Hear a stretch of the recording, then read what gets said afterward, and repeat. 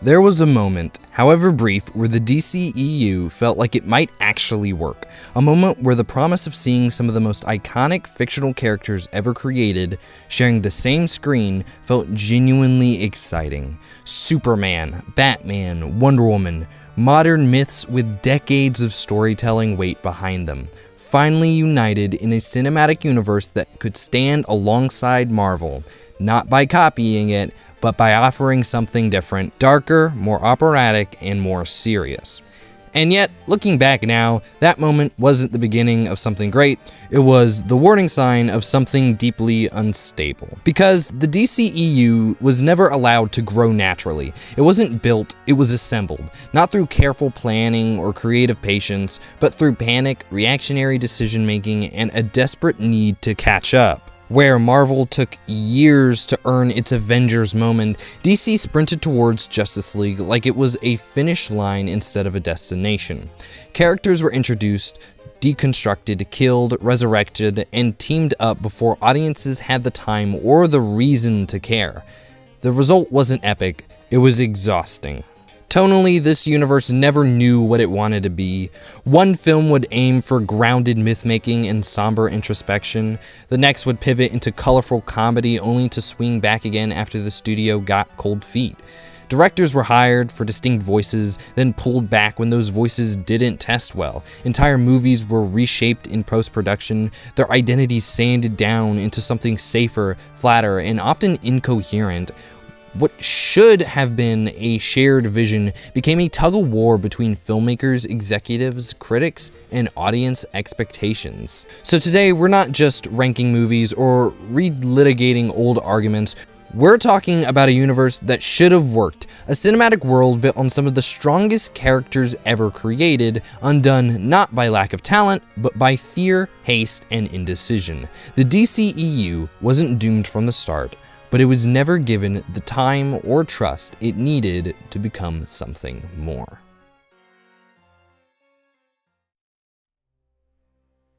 Okay, this is one of the better ones, and I get the complaints, the tone is cold, the dialogue can be clunky, and this is very much not the warm, corn-fed Boy Scout Superman a lot of people grew up with. This Clark Kent is distant, unsure, and often overwhelmed by his place in the world. But even with all that, Man of Steel is still a powerhouse of a superhero film. It's bold in its intent, visually stunning in execution, and packed with some of the most kinetic, ambitious action ever put to screen. The action is on an entirely different level. It doesn't just look impressive, it feels heavy. Like a Dragon Ball fight translated into live action. Every punch carries force, every building collapses with weight, and every sonic boom of flight has real physical presence. The Kryptonian fights are fast, brutal, and relentless, but crucially, they're also readable. You always understand where characters are, what they're doing, and why it hurts. Superhuman combat here isn't clean or elegant, it's terrifying. And visually, the effects are still jaw-dropping. More than a decade later, the CGI hasn't aged a day, and honestly outclasses a shocking number of superhero films that came after it. The flight, the speed, the destruction, it all feels seamless and grounded despite the sheer scale of what's happening. When Superman crashes through the steel and concrete, it looks painful. When he learns to fly, it feels transcendent. There's a tangible sense of scale and consequence that gives the spectacle real impact. Yes, the collateral damage is massive, and yes, Superman should be more careful, but I think context matters, and when it comes to killing Zod, the outrage has always felt overblown. It's a classic trolley problem, one life versus many others. Zod leaves Clark no alternative, and every version of Superman who truly values human life would make that same decision. It's not a betrayal of the character, it's a brutal, tragic choice that defines him. Man of Steel is far from perfect, but it is confident. It knows what it wants to be, and for a brief moment, it feels like the foundation of something truly distinct. A Superman film that treats its hero like a myth in the modern world. Frightening, beautiful, and profoundly human. And in hindsight, that clarity makes what comes next all the more frustrating. Okay, before we go any further, I need to be clear. I swear I am not a Snyder stan. And also, full disclaimer, this is strictly about the Ultimate Edition. The theatrical cut is a mangled, incoherent disaster that deserves most of the criticism it gets. I'm not touching that version, because the Ultimate Cut, completely different movie. There's still a lot to criticize here, but in the Ultimate Edition, the film is finally allowed to make sense. Subplots actually connect, character motivations are clearer, and the scenes have room to breathe, instead of feeling hacked apart. At just over 3 hours, the film commits to being a brooding, operatic slow burn, one that takes its time building tension, dread, and paranoia. It doesn't ignite immediately, and it's not especially welcoming, but when it does kick into gear, let me just say, I get a little creamy. The pacing is deliberate, almost stubbornly so, but it works in service of the themes. This is a movie obsessed with power, how it's perceived and how it's feared, and how easily it can be manipulated. Legacy, guilt, and myth are constantly looming over every character. Superman is treated less like a hero and more like a global anxiety. Batman is a broken man projecting his trauma onto an actual god. Lex Luthor is pure chaos wearing a mask of intellect. Awful performance, by the way. It's heavy, bleak, and often suffocating, but there's a maturity to it that superhero films rarely even attempt. And when the movie finally lets loose, the payoff is spectacular. The final act is unhinged in the best way. The Doomsday fight is chaotic and overwhelming. Wonder Woman's interest still rules, and Batman's warehouse scene, genuinely one of the best action sequences in any superhero movie. It's brutal, it's efficient, and perfectly choreographed. Arkham combat brought to life. This is Batman as a terrifying force of violence, and the film absolutely nails it. But the most underrated element here is the cinematography. This movie looks incredible. Every frame feels composed with intent. Heavy shadows, harsh lighting, godlike imagery everywhere you look. Snyder's use of contrast, texture, and scale gives the film a visual identity that most superhero movies don't even try to have. It's operatic and mythic by design, and whether you love it or hate it, it's undeniably distinct. Is it flawed? Absolutely. The dialogue can be overwrought, the symbolism can be blunt, and the ambition sometimes collapses under its own weight, but there's something admirable, almost refreshing about how unapologetically committed this movie is to its vision. It's not trying to be fun for everyone. It's angry, bleak, and self-serious, but it swings hard. The Ultimate Edition is the version this film was always meant to be. Not perfect, not for everyone, but absolutely awesome in its own strange, excessive way. Here we go. Suicide Squad 2016 is one of the most baffling, aggravating studio products I have ever had the displeasure of sitting through. I don't care if it's the theatrical cut, the ire cut, the trust me bro, this cut. This movie is bad at a fundamental, structural, moral level. It's not misunderstood, it's not secretly brilliant, it's a mess born from panic, focus groups, and executives smashing a keyboard until a movie fell out. Let's start with how this thing looks, because holy hell, it's ugly. Not gritty, not stylized, just gross. Muddy lighting, nauseating color grading, and editing so aggressive it feels like the movie is actively trying to give you a migraine. The dialogue is atrocious, pure trailer speak stitched together with swearing and buzzwords. No one talks like a human being. Everyone sounds like they're auditioning for a Hot Topic commercial. But the most frustrating thing this movie does, by far, is how it treats Harley Quinn. This isn't just bad writing, it's straight up gross. Scene after scene reduces her to nothing but camera angles and ass shots clearly designed for slimy nerds masturbating in the basement they live in. I swear there are more lingering shots of Margot Robbie's body than there are actual character beats. Like, I get it, Margot Robbie is hot. The movie never shuts up about it. It turns that into Harley's entire identity, and it's pathetic. And here's why that pisses me off so much. Harley Quinn is supposed to be about breaking free from toxic men, about reclaiming agency, about survival, independence, and self-worth after abuse. But this movie doesn't care about any of that. It's made purely for the male gaze, which completely defeats the point of the character. For a brief, fleeting second, it almost looks like the film understands this, like it might actually interrogate her relationship with Joker, and then, nope. Right back to the fetish shots and romanticized abuse. Speaking of the Joker, Jared Leto is just terrible. Not even in an interesting way. I don't have some grand take here. He's annoying, unthreatening, and embarrassing. Every scene grinds the movie to a halt so he can do his Hot Topic SoundCloud rapper routine. This version of Joker feels less like a criminal mastermind and more like a guy who smells like Axe body spray and won't stop texting his ex. I have to calm down a bit. Oh my god. And then there's the movie's ideas of themes, particularly redemption, which it handles with all the depth of a motivational poster. There's that painfully long bar scene where Harley tells What's-It-Face Fire Guy to own his shit, referring to the fact that he accidentally murdered his wife and child, and the movie just moves past it. No exploration, no moral weight, nothing. Even worse, she's told to stop talking, which, you know, could have been interesting. A movie about killers confronting what they've done, but no, can't get too uncomfortable. Gotta get back to neon lights and needle drops. Suicide Squad 2016 isn't just bad, it's cynical. It's a movie that hates its audience just enough to assume flashing colors, sex appeal, and a pop soundtrack with 21 Pilots on it, what the fuck, will keep us distracted from the fact that there's nothing underneath. No vision, no backbone, no soul, and probably no butthole because this guy feeds on radiation. This is it.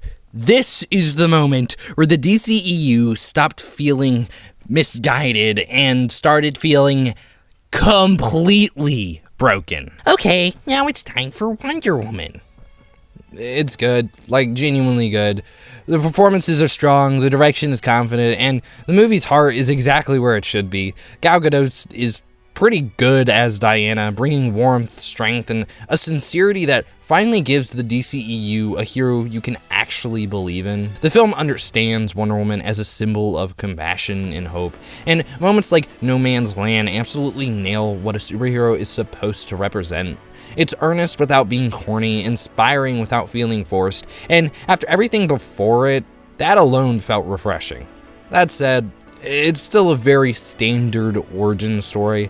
The plot hits familiar beats, and the third act slips into generic CGI spectacle instead of pushing its ideas further. It doesn't reinvent the genre, but it doesn't need to. Wonder Woman works because it stops trying to chase trends and just tells a solid, heartfelt story. In the context of the DCEU, that made it feel like a minor miracle. I'm not gonna spend long on this because I have a lot more to say later about the, essentially same movie, but yeah, this isn't a film. It's a Frankenstein's monster of studio panic, tonal whiplash, and cheap reshoots stitched together with pure desperation. The pacing is a disaster, the characters feel like hollow Funko Pop's versions of themselves, and the humor plays like a malfunctioning AI trying to copy Marvel 5 years too late. It's visually hideous, oversaturated, drowned in blue, and completely lifeless. Worse, it somehow makes one of the most iconic heroes ever created feel small, forgettable, and irrelevant. It's disrespectful not only to the source material, but to the audience's intelligence and, moreover, Zack Snyder himself. An absolute low point for the DCEU, and an embarrassment for everyone involved. Okay, Aquaman. This is entertaining enough, but it never really rises above pretty good. The visuals are wild, the underwater world is impressively ambitious, and the action set pieces hit in flashes, but the story feels bloated, and the tone hops around like it can't decide what kind of movie it wants to be. Jason Momoa absolutely carries it with charisma and energy, giving us a hero who's fun to watch even when the script isn't. The action has real highlights, and some sequences are genuinely thrilling, but it's more enjoyable in isolated moments than as a complete experience. Good, not great, a solid time if you're willing to leave your brain at the door. Okay, in my script it says to scream the word Shazam. I'm not gonna do SHAZAM! Is surprisingly great, especially given the DCEU's track record. It's fun, light on its feet, and actually has a heart, a refreshing change of pace for the universe. The humor lands, the cast has chemistry, and the film fully embraces its goofy premise without ever tipping into full-blown parody. It's not perfect, but it knows exactly what it wants to be, and hits that tone almost effortlessly. One of the DCEU's most unexpectedly enjoyable entries, and a reminder that superhero movies can still be genuinely fun without sacrificing its heart. Okay, I'm not gonna lie, this is the only movie I had to rewatch for this video. On first viewing, I didn't really like it. I thought it was a messy, exhausting slog that somehow managed to feel both overstuffed and completely hollow. Turns out, I was wrong. On a second watch, I actually really had a good time. It is surprisingly well made. The cinematography is energetic and playful, and it pairs perfectly with the choreography, which is genuinely fun and creative.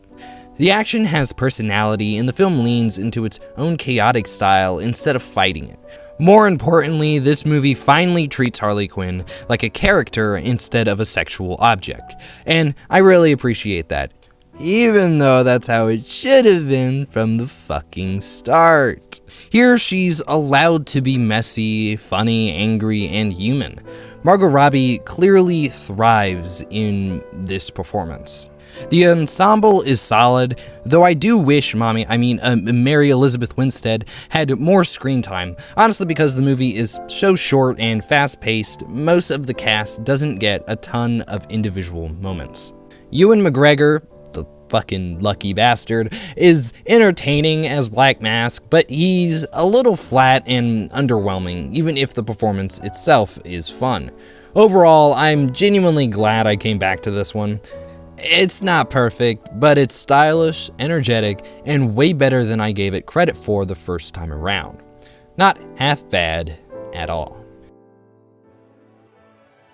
If you asked me to name one single thing that happens in this movie, I would just start blinking like a malfunctioning robot twink after you tell it biting is not okay. Wonder Woman 1984 is the cinematic equivalent of waking up from a nap and immediately forgetting what year it is. It's not offensively bad, it's not hilariously messy, it's just fog, pure, uncut narrative mist. Every time I try to recall a scene, it feels like I'm reaching into a void where memories go to die.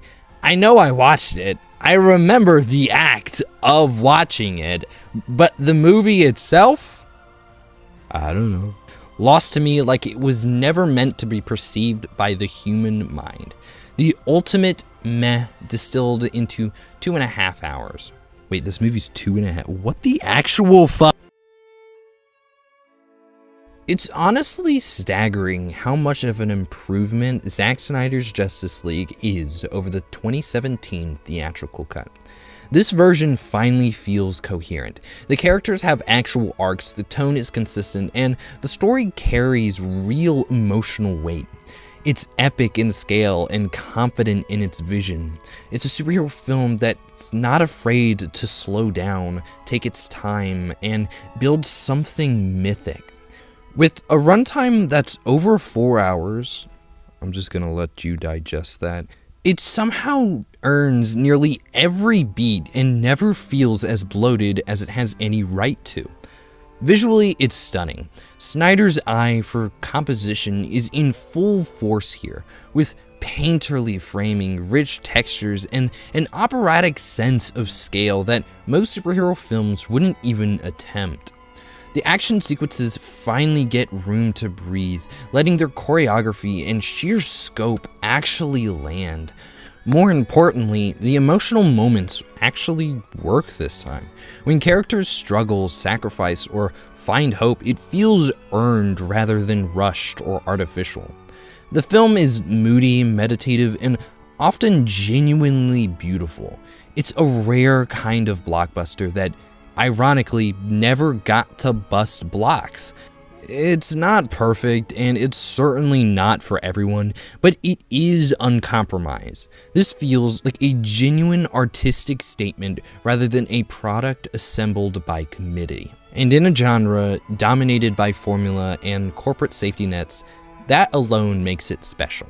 Zack Snyder's Justice League stands as proof that when a director is allowed to fully realize their vision, even the most broken projects can be reshaped into something massive, passionate, and deeply personal. You know what else is massive?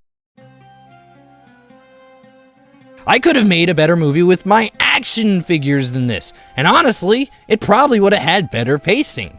Black Adam is the cinematic embodiment of shaking a toy box really hard and hoping a story falls out.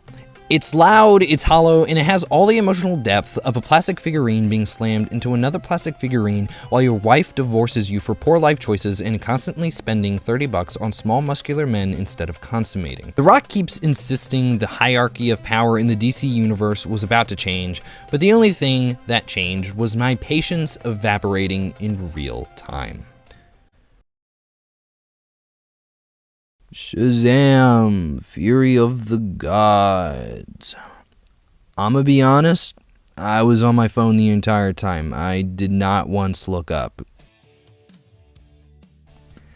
As someone who loves The Flash, like genuinely loves The Flash, like second favorite DC character of all time level loves The Flash, this movie hits like a gut punch. It should have been a celebration of everything that makes Barry Allen great. His heart, his humor, his connection to time, and his legacy. Instead, it's a messy, uneven mess that buries all that potential under weak jokes, jarring tone shift, and a over-reliance on nostalgia that feels less like a tribute and more like a desperate distraction. The things like Michael Keaton make this movie watchable. I just hope we don't have a Green Lantern situation on our hands and we never get another Flash movie, because there is so much potential here. Gunn, please, Gunn, please, Lord Gunn, Jesus Gunn, please. Blue Beetle. This was surprisingly charming and approachable. It does such a great job at introducing a character I know pretty much next to nothing about, with warmth, humor, and heart. Even if you're unfamiliar with the hero, the movie makes you genuinely interested through solid performances and a light, confident tone. It's not perfect, but it's fresh. I don't really have anything other to say than that. Aquaman 2 isn't like awful, but it's definitely one to watch with your brain on pause. It's a movie where the plot meanders, the stakes wobble, and half the time you're just trying to remember which Atlantean is fighting whom, but somehow it's still watchable. Honestly, I'm a little surprised at how good the CG is here, especially considering when this movie came out. The underwater sequences look surprisingly polished, almost convincing.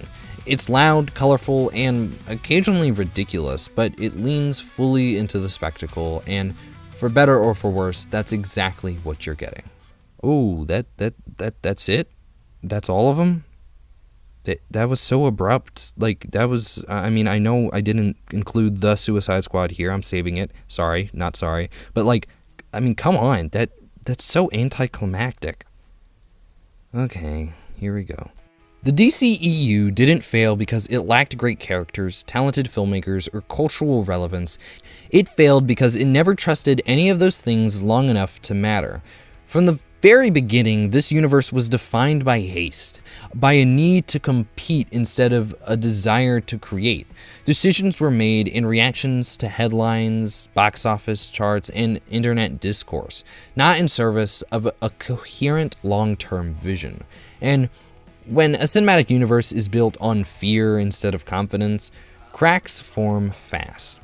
What's most frustrating is that the DCEU constantly showed flashes of something special.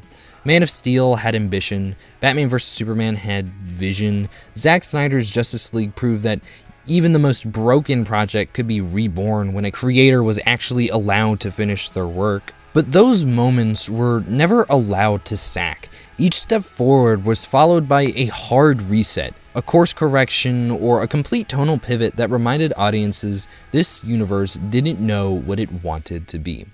In the end, the DCEU became a case study in how not to build a shared universe. You can't rush myth, you can't manufacture emotional investment, and you can't treat filmmakers like interchangeable parts while expecting something cohesive to emerge. The tragedy of the DCEU isn't that it was bad, it's that it was inconsistent, compromised, and constantly at war with itself. Still, there's value in its failure. It showed that vision matters, that patience matters, and that audiences can tell the difference between art and product. The DCEU is over now, but the lessons it leaves behind are worth remembering. But as always, maybe I have no idea what I'm talking about. So until next time, keep watching movies, keep noticing the little details, and remember, have a Merry Christmas.